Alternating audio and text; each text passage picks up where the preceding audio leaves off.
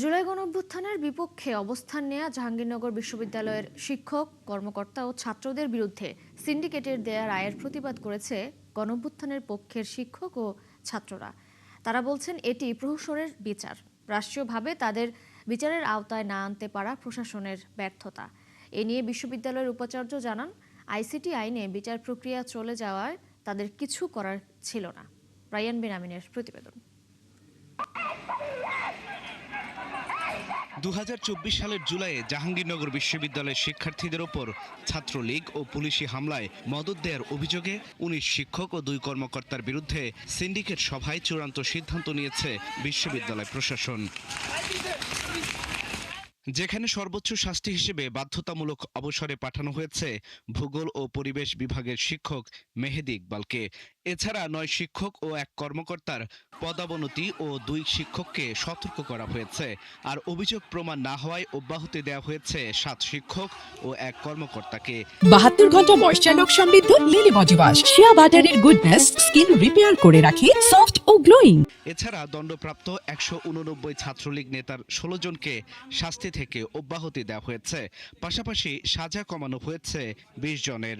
একটা মানুষকে কিভাবে 1 বছরের জন্য শাস্তি দেয়, আমি আসলে সেটা আমার মাথায় আসে না। বিচারের নামে প্রয়োজন হয়েছে এবং আমরা মনে করি যে এই বিচারটি আরো দৃঢ়ভাবে করা যেত। জুলাইয়ের যে হাজার হাজার শহীদ আছে, জুলাইয়ের যে ক্ষতিটা হয়েছে এবং হাজার হাজার যারা ইনজুর্ড আহত, তাদের সাথে এখানে আসলে বেইমানি হয়েছে।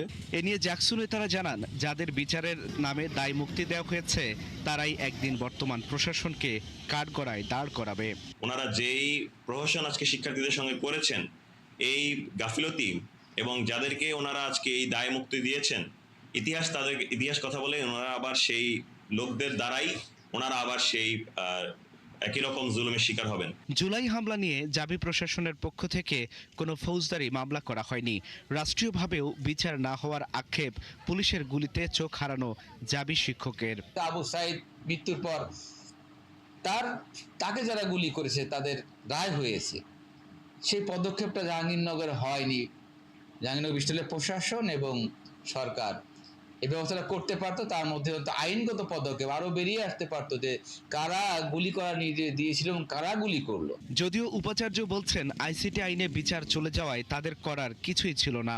মানবতা বিরোধী অপরাধ কিংবা ক্রিমিনাল অফেন্স যেটা আছে সেটা আইসিটির মাধ্যমে কভার করা সম্ভব। সে কারণে আমরা আমাদের বিশ্ববিদ্যালয়ের নিয়মের মাধ্যমে যেটা করা প্রয়োজন সেই পরামর্শটাই অনুযায়ী কাজ হয়। এছাড়া একই সিন্ডিকেট নওয়াব ফয়জুন্নেসা হলে মাদক নেয়ার ঘটনায় 2 নারী শিক্ষার্থীকে 2 বছরের জন্য বহিষ্কার করেছে বিশ্ববিদ্যালয় প্রশাসন। আল ইমরান, 71।